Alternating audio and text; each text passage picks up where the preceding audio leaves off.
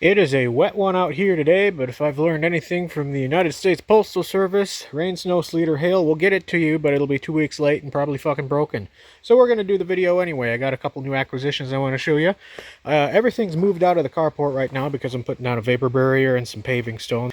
Not doing any of that right, but it's going to be a little bit better than it was at least, and it'll get me through till next year when I have more time. But yeah, everything's now out in the yard, and everything I didn't want getting wet is getting wet. You know, the Studebaker Wagonaire.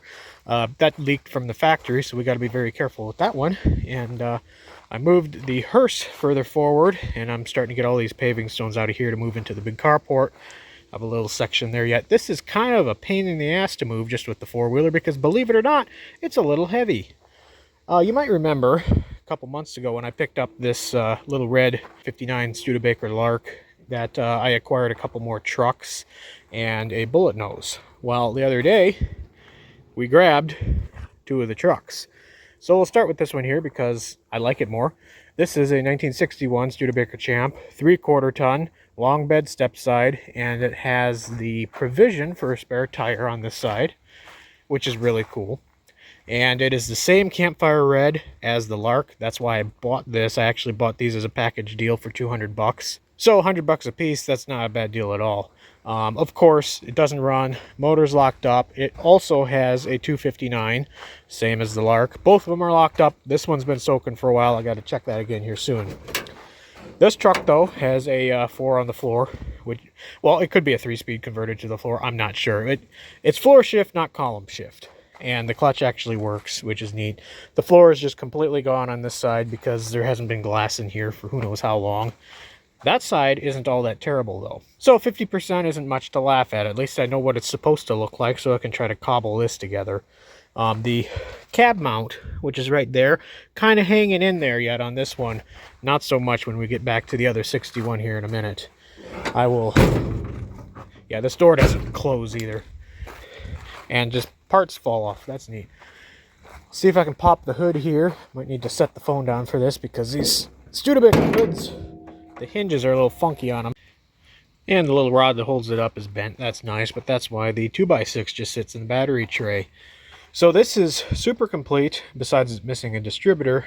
And I don't know how long that's been pulled out of the truck. Maybe recently, maybe 20 years ago. The thing is locked up. I'm going to start soaking this here soon as... You know, as soon as I can get around to pulling plugs out, getting some mystery goo put in there, and it's not just pissing down rain. It's not that much fun working on these to begin with. And when you're just soaking wet, it makes it just that little less bit fun. But besides being a complete grease ball, everything's there besides the distributor. And it has like brand new oil. So I think we're going to be able to get this freed up and hopefully running and driving. The brakes are going to be the problem, because these have the master cylinder underneath the floor, as you can see there. Luckily, we have pretty easy access to everything right now, coincidentally, but it is under there, and I've never dealt with that system before, and I'm sure it's not near as easy as up on the firewall. I do really just like the look of this truck, though. I might need to break down and get some of the Poppy's patina stuff, the actual clear coat, to throw on here, because when it's wet it does look really nice. And I believe the bed is still the same color. I went at this with some SOS pads the other day. That is campfire red. I don't know if they resprayed it at one point or if it's just oxidizing really weird compared to the rest of the truck, but the right red is under there. The rest of it looks kind of pink right now, so that's going to take a little bit of elbow grease to get brought back around so it looks uniform again. But this thing just, it looks huge. It looks like it should be 4-wheel drive, but it is not. The Studebaker Champ was never offered with a 4-wheel drive package. And as far as I know, nobody like Napco or Marmon Harrington or anybody sold kits to convert these to 4-wheel drive. This just, it sits up so high. It has that 3/4 ton stance to it. I kind of want to convert this to 4-wheel drive, but there's a few issues with that. First being, it's a very narrow truck. The cabs on these are the exact same as these little Larks, and it's just cut off after the front door here. So the track width on them is very, very narrow compared to your average pickup truck. And finding a frame that this sits on properly is going to be an issue, because the, you know, like an F-150 frame like the Hirsch is on is going to sit a lot wider than the frame on this truck does, and the floor is actually contoured to go along with the factory frame in this. There's a little, you know, 3/4 inch lifted space there that the frame sits in. Could you make it work? Yeah, I'm sure you could. Could you swap maybe Jeep axles and running gear under this thing? Maybe. That would probably be one of the closest things you could find width-wise that would work with this. I haven't gotten near that far into it all yet. I want to get it running and driving first, see if I like it as is. But being in Alaska, 4-wheel drive would be kind of neat, and this would be a very fun little winter beater. The body is in really good shape, honestly. The fenders, you know, have some dents and dings in them, but it's all good metal, so it's workable. And the bed floor isn't all rotted out. I thought this would actually be wood, but it's not. These earlier step-side beds carried over from their round bodies like the Transtars and stuff, the 50s trucks. And, you know, in the 60s, Studebaker was already kind of struggling financially, or the writing was on the wall for that. So they didn't want to redesign beds, so they just carried over this very 50s looking bed on the 60s truck, which I kind of like it. And we will transition over here to the other 61. And from what I gather, you can tell these are 61s. There's a little data tag on the firewall, but also this chrome here, how it sits above the body line and then comes down and makes a little eyebrow. That's 61 trim, apparently. Now this truck is a 1/2 ton, and it definitely sits a lot lower than the 3/4 ton. It would be more of a shop truck, muscle truck kind of build. It looks very old man right now because I have the topper put on there just for dry storage. I have a bunch of parts and pieces that I need to keep dry right now. But again, when you look at this from the outside, it doesn't look all that bad.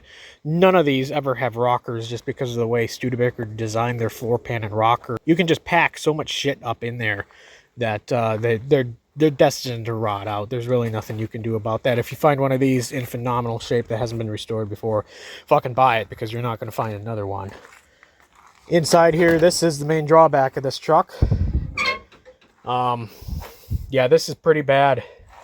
Really, the only thing that has survived is the hump. That I believe the gas tank is right under this. Between the floor pan and the drive shaft, there's a little pocket where the gas tank sits, which is an interesting design. They fill through the side of the cab, so you'd think it'd be a behind seat tank, but no, it goes all the way down under there.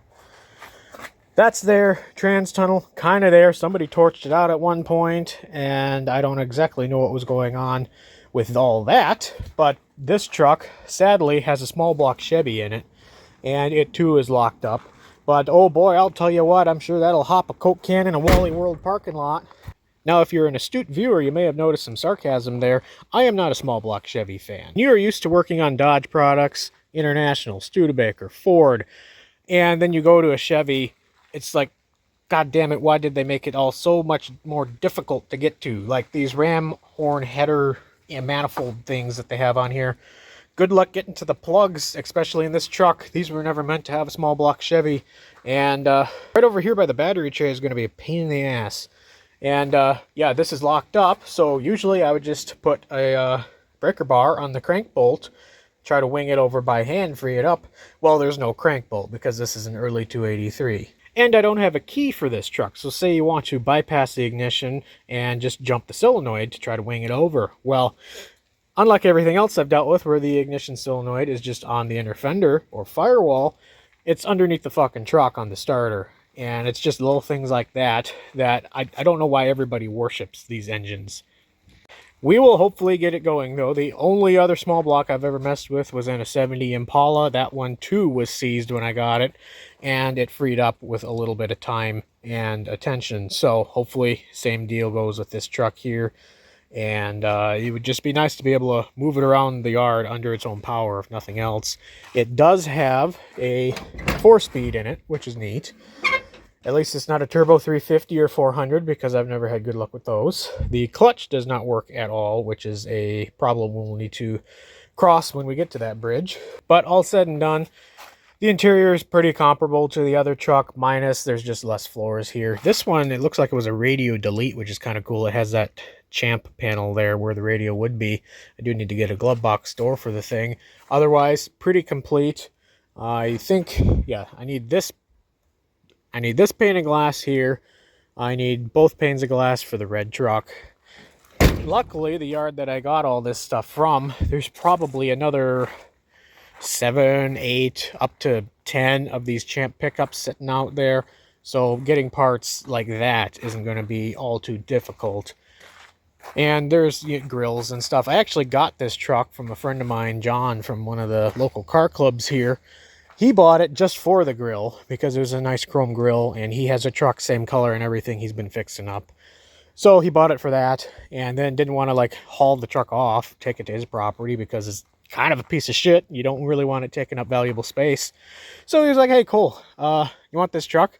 And of course, you know, I can't let anything go to waste, so hell yeah, let's load up the trailer, and here it sits. Yeah, I'm not exactly sure what I'm going to do with this one. If I can figure out where to get floor pans on the cheap, I will do that. But being up in Alaska, usually the shipping expenses are double what the actual product you buy is. And something like this just isn't worth that investment, to be honest, unless we get it running and it runs great. But it's a small block Chevy, so I kind of doubt that. Back here, if you look at the tailgate, it has nice Studebaker script on it, which is funny because these are actually Dodge truck beds. So as I was saying over by the red truck there, Studebaker didn't have the money or time to R&D their own fleet side style bed for these trucks. I think they came out in 60. Yeah, they came out in 60. And the first year, all you could get was the step side. And then mid to late 61, they came out with the fleet side, which wasn't even their bed. If you're familiar with 50s Dodge pickups, this is actually a 50s Dodge bed with just a few minor tweaks.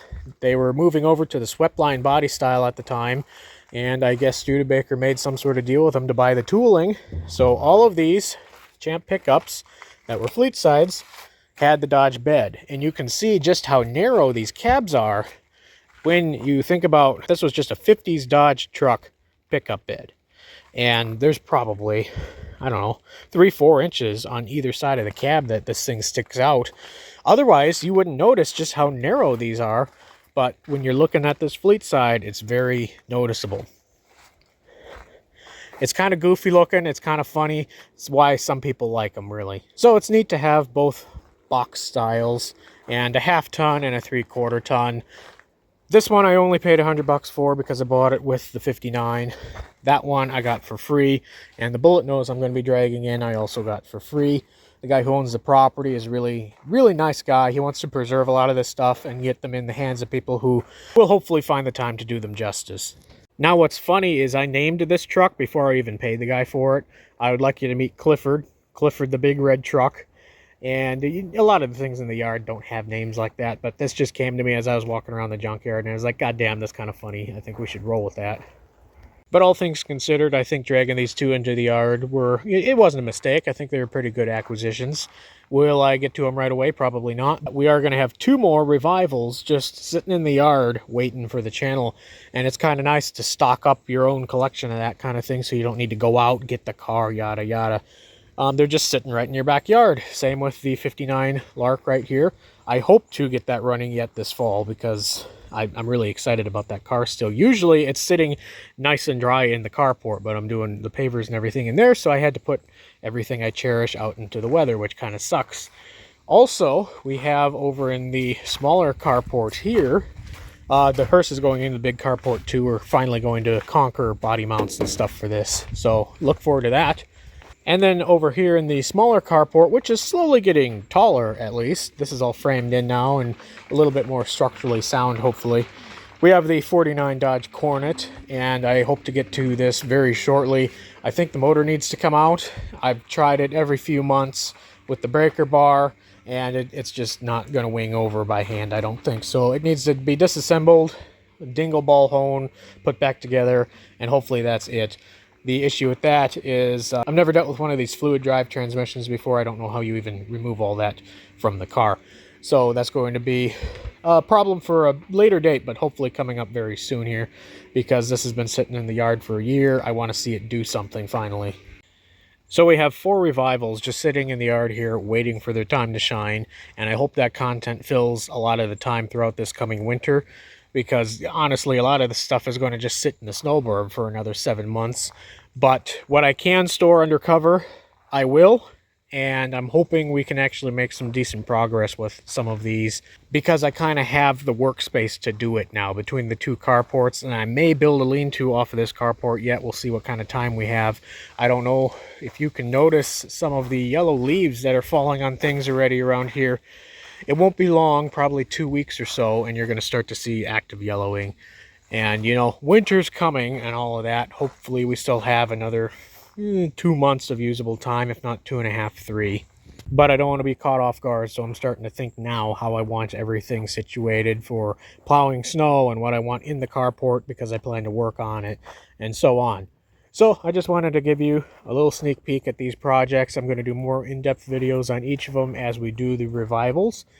And yeah, I don't know, I own 5 Studebakers right now, including the parts car that's down the hill over there. I don't know if you'd really count that or not, but I also have that bullet nose I still got to go pick up. So I think for the first time ever here in the yard, I own more Studebakers than I do Chrysler products. So that's something that I didn't anticipate in 2026.